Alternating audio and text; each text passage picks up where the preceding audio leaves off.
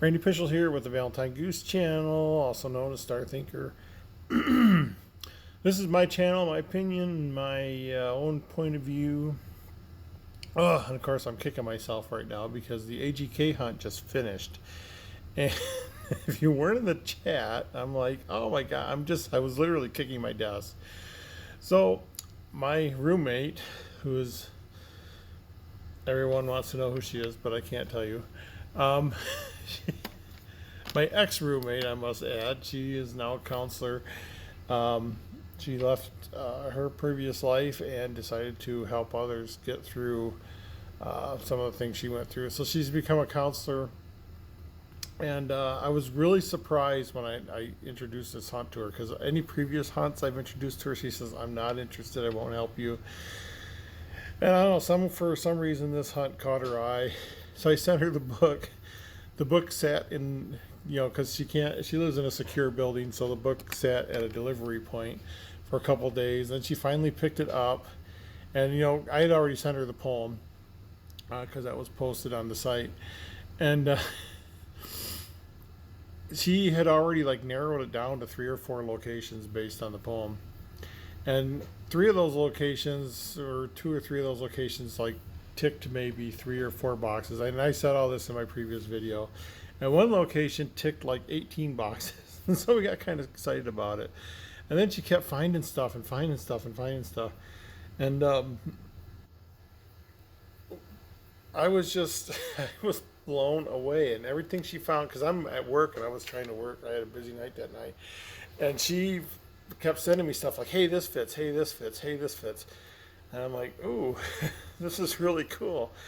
I was already going I can't go next weekend. I'm on call. How about we go the next weekend? And she goes, I can't go on weekends because she works Friday through Tuesday or something like that. So I'm like, bummer.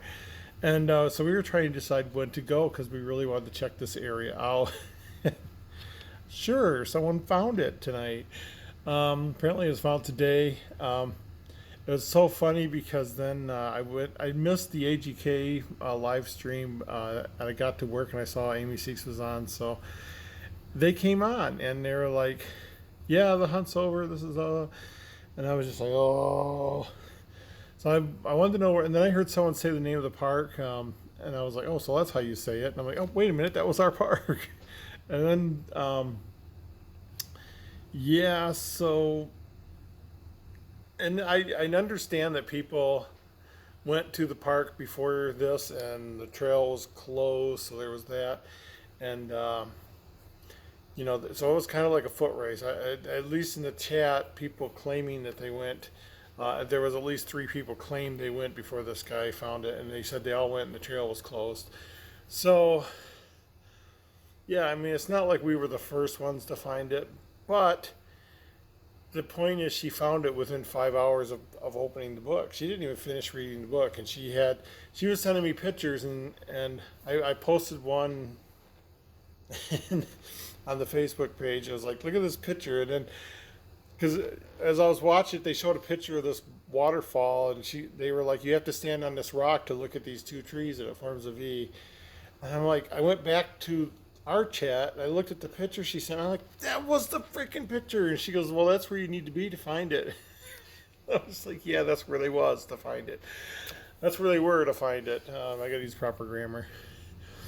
So yeah. But anyway, that was my point. If she had the book when it was first released and we solved it in 5 hours, this hunt would have been over in a couple days,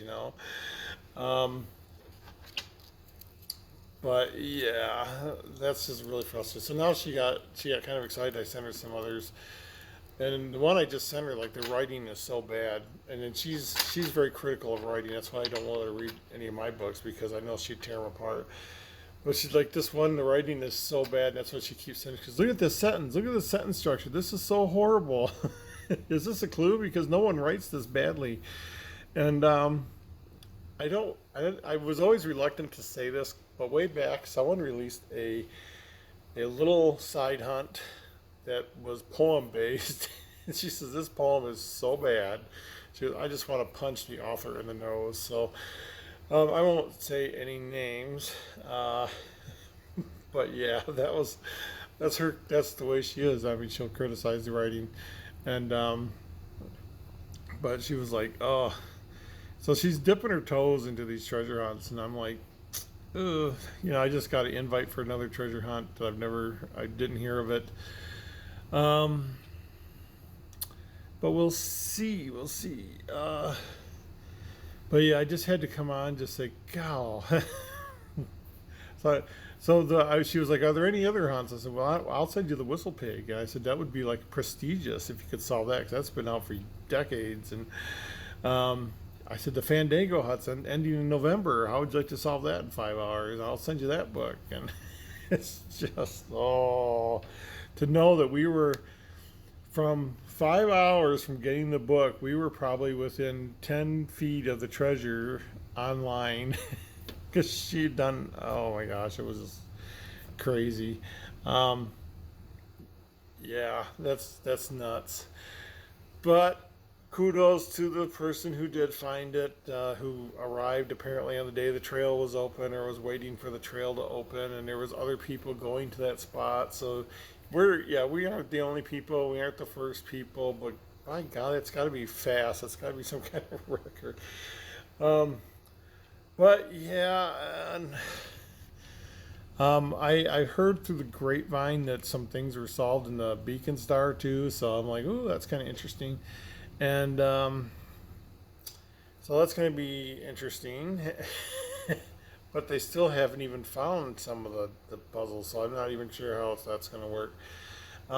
It might come down to they're going to find an area and then just brute force search the area. But even then, I think it may be overlooked. I think it can be easily missed if you're just searching the area. Um, but yeah, that's going to be fun. Man. And I was gonna make a video, and that's gonna be my next video. I don't know if I'll do that tonight yet. I might make two in a row. But I saw a video online. Somebody had a story so close to something that happened to my daughter and I. At first, I thought they copied our story, so I went back and I watched the video again. And yeah, there's some things I really got to comment on that. And I even called my daughter. I said, "Hey, you got to watch this." And she's like, "Ooh, yeah, that was really close." And wow. So yeah, it's been kind of a crazy week, and I've been under so much stress because I've been. It's just crazy bills I've been paying, and they're not even mine. So it's just. Uh, I hate to say no to people, and it's not even that I hate to say no to people, but there's people I have to say no to, and people that are like, this would really help them, and this is something that'll get them going on the right track, and I evaluate that, and if I think someone's slipping, if I think I'm giving someone money and they're buying drugs and alcohol, I mean, that would stop immediately. But when I see someone who's like, yeah, this is going to make me better and get me a raise, and I'll be able to pay this and start making my own way, then those are the people I like to help. And I've just been doing so much of it. Um, and then it's coming to the holidays, and I already told my kids, I said, don't expect anything from me this holiday. And it's like, it's hard and all four of my kids have families, and it's just, now I have so many grandkids now, and in-laws and everything, and it's like, oh, I don't even want to think about this. And I already told them in January, I said this will be the year of no birthdays for me. And I did save a lot of money just by skipping every single, there's like 50 birthdays. I skipped every one of them. But yeah, at least it all went to good cause. So I'm sitting here once again. Oh, I got a restart to go.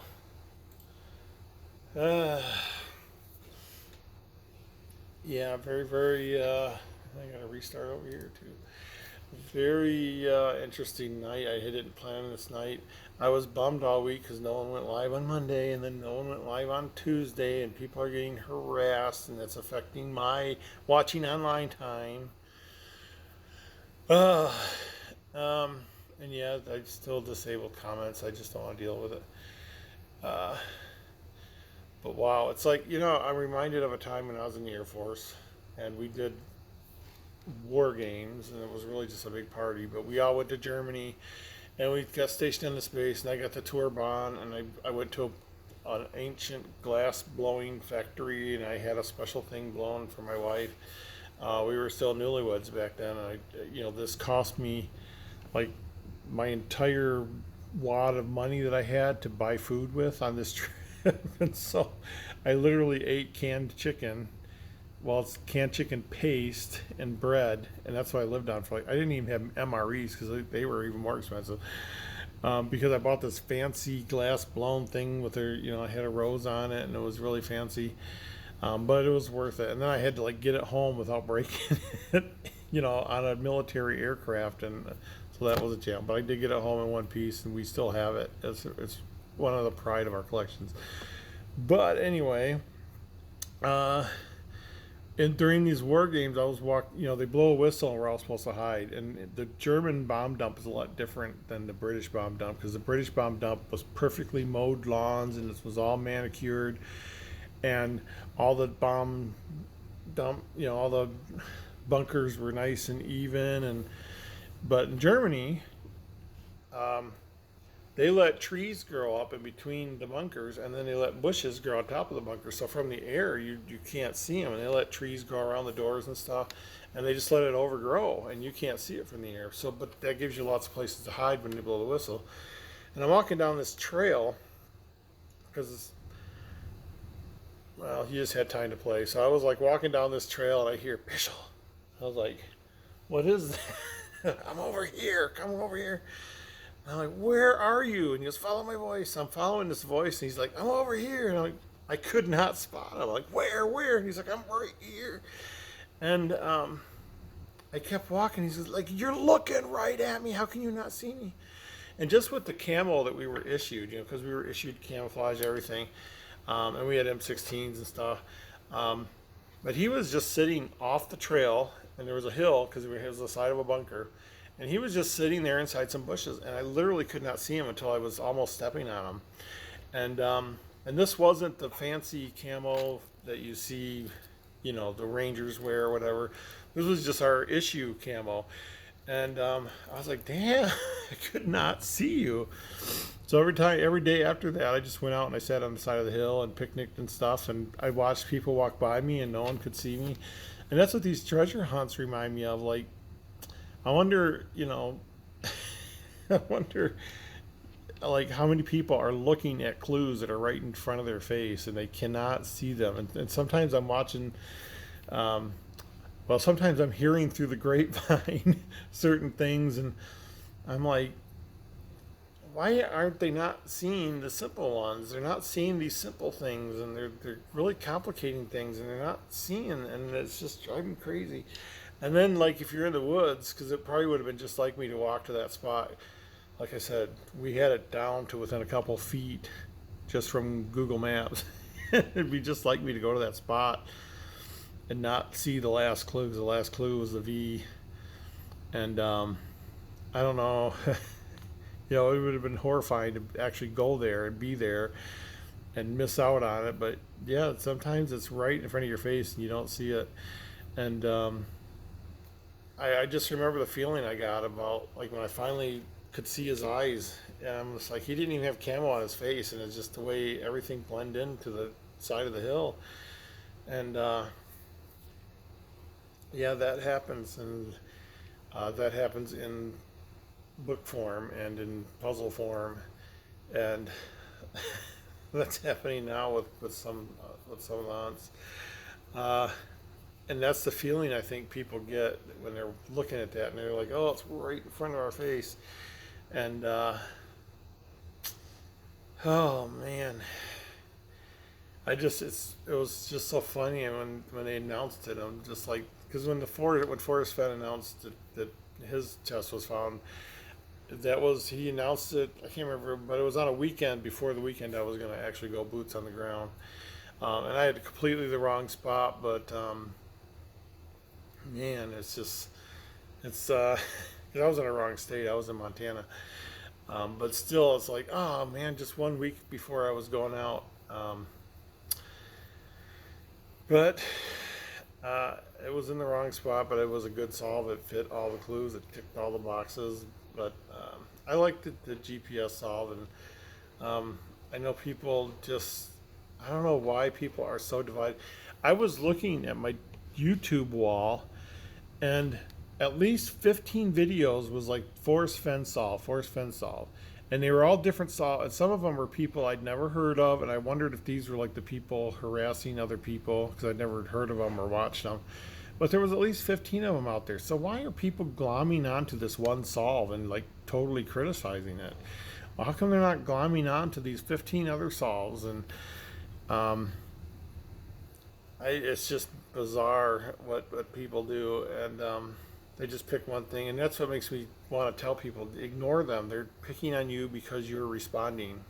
If you stop responding, they'll move on to the next thing. So who knows, but it's crazy. But yeah, I'm just sitting here now, and I got the messenger window open, and this one hunt is, and even when I first saw the first pair, I was like, man, this is really badly written. And if I'm thinking that, because I don't write that well, and I don't write that good, and she's like criticizing, like, look at this word, who uses this word? And that's not what this word means. Look how they use this word that there's no meaning of this word that means what they think it means.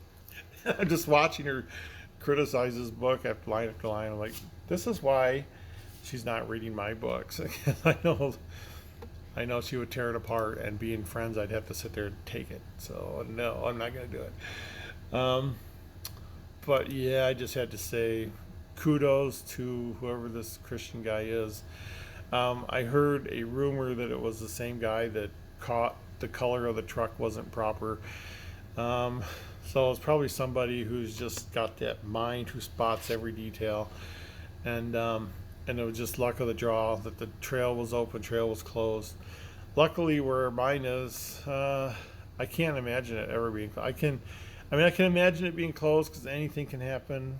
There were riots in Denver, so things were closed up for a while. But those are really extenuating circumstances. And when I was in Denver last time, I thought, what if this whole area floods? What if it floods up to my neck and then recedes? And it will recede. I'm like, my token's still safe. I'm like, yeah, it's still safe. It's still there. It'll take you right to the inch. Well, maybe 3 fingers. I think I measured it at 3 fingers. But anyway, yeah, it's just been a wild night. I just had to voice my opinion and kick my desk a few more times and just say, oh, if I were just a little more faster, if I just bought her this book, 6 weeks ago or whatever, whenever it came out, just wow. So yeah, she's like, send me their next book because obviously they make it easy. Like, to you it was easy. So I sent her a bunch of other puzzles. And I'm like, oh, since you got the bite now, let's work on some of these other ones. And she's like, send me this whistle pig one. And I'm like, okay. And she was just looking stuff up online going, this word ain't right, and this ain't right, and who uses this phrase? Just like, oh, man. No wonder she didn't want to deal with Terry Scant, because I still think that phrase has something to do with something. Nobody uses Terry Scant, and it's never been, if you Google it, the only results that come up is Forrest Fenn's poem. So no one's ever used that phrase. I still think it has something to do with something. So there might have been more hidden in the poem than just GPS coordinates. So, and Forrest Fenn, I could just see him. He's an older man. He reminds me of my father when my father was like 90 years. Let's see. Even my grandpa lived to be 98. My father lived to be like 90. My grandma lived to be 97. I come from a really long line of really long-lived people. Of course, my brother died young, but he had cancer in his face. But it's like I can just see him like writing the poem and knowing that the GPS coordinates are hidden in there, but just always never saying nothing about it. just always talking about the poem. And I going back to his interviews and looking, I just seen that there's a glint in his eye when he says, "Yeah, there's 9 clues in the poem." And there was 9 numbers in the poem, and just him knowing in his mind that he's fooling everyone. I could just see that. But other people are like, no, he would never do that. That's a deception. That's a lie. And I heard uh, uh, AGK. I don't know why my brain does that, but I was like, he was saying in the chat tonight. He says, "Yeah, we put this there to cause chaos." And I made a comment in the chat room, but no one seemed to notice it. But I'm like, if you did something to cause chaos, and what was it? He put in the tarot cards. He said, like, because there's 3 tarot cards visible on the front cover of the book, and he was like, what 3 tarot cards could I put in there to cause the most chaos? And I'm like, isn't that a red herring? It's like the definition of a red herring. You put something in there that people would focus on that takes you away from the focus of the other clues. To me, that's a red herring, plain and simple. And and he kept saying, no intentional red herrings, no intentional red herrings. But to say I did this to cause chaos, I think that is the definition of a red herring in a treasure hunt. So yeah, I could. I'm a little bit, and see that everybody, so if he doesn't think that's a red herring, forrest not mentioning GPS coordinates, he might not think that was anything. So people think different things, and to me, that was a red herring. And to me, never saying anything about numbers in the poem, but saying don't mess with my poem, don't, the things he said were kind of true, but kind of on that falsehood side. I'm just going back, and someone might correct me on this about the blaze. Did he say the blaze would last 1,000 years, or did he say the location of the treasure would last 1,000 years?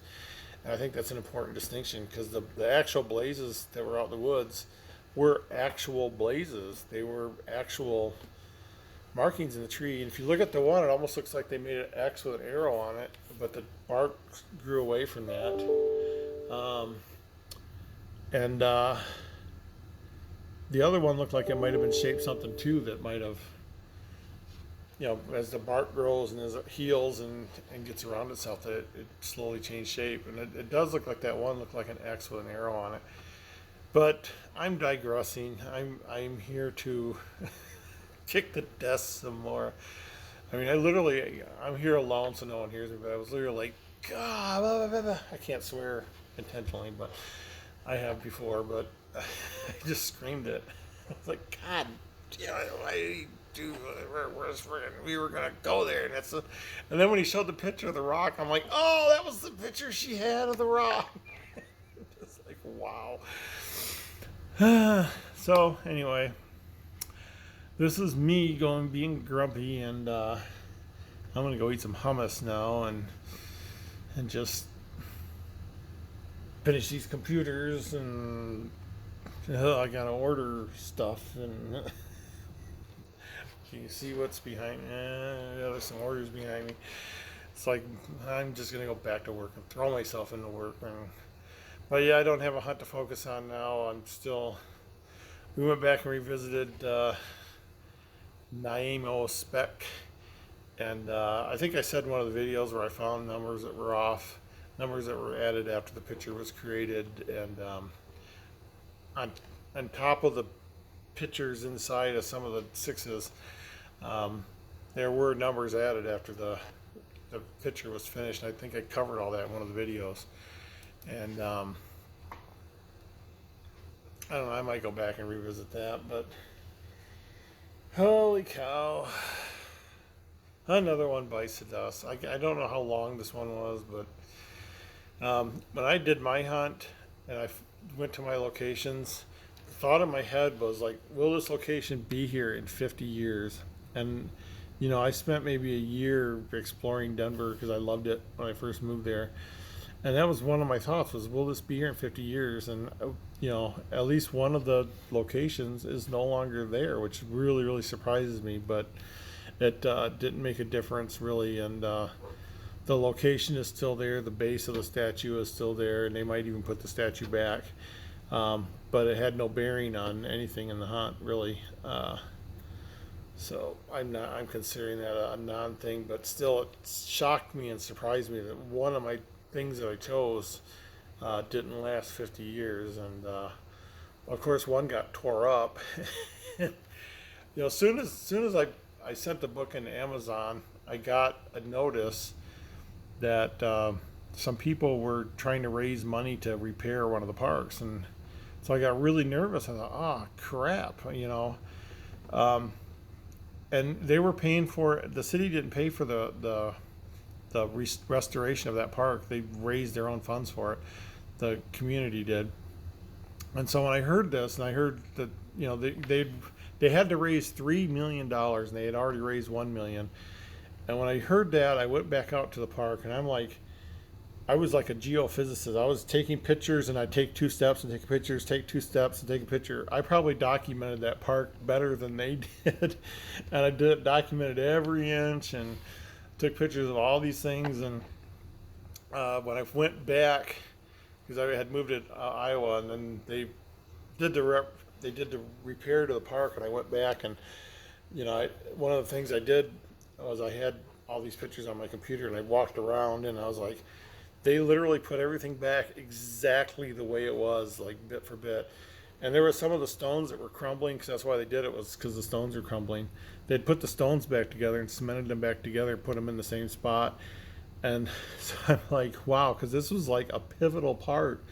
This is like something where a lot of things cross, and to have it gone, even for the brief time it was gone, was just making me sweat. Like, I knew I had to go back there. When I did my original Valentine Goose journey, that was one of the things I was doing, was that I didn't tell you guys about, was I was verifying every single rock in that park was the same way it was. And man, it was nerve-wracking. And I got back, and I was like, I visited all the parks. I visited that one last. I knew I'd spend the most time there, and it didn't take me long to walk around and go, oh, they put it back exactly the way it was, but it all looks brand new and fitted together, and it'll probably last another 100 years. And I just was so happy. They did it. And I did donate to the thing too. I donated to the $3 million. I still, when you hear about things like that, I'm like, okay, so they lifted all the rocks up, they put a new base down, and then they cemented all the rocks back in place. How did that cost $3 million? Sometimes I don't understand these things. And I walked all over the park, and this last time I did my second Valentine Goose trip, yeah, there was an explosion in the park of a different kind, and it was just like, man, weird things are happening. Yeah, so this is just a rambling video, and I've just spent half an hour, Jesus Christ. So anyway, I'm gonna log off. Kudos to this Christian fellow. Kudos to everything else. And next time, we'll get them next time, just like the Lions. We'll get them next year for 58 years.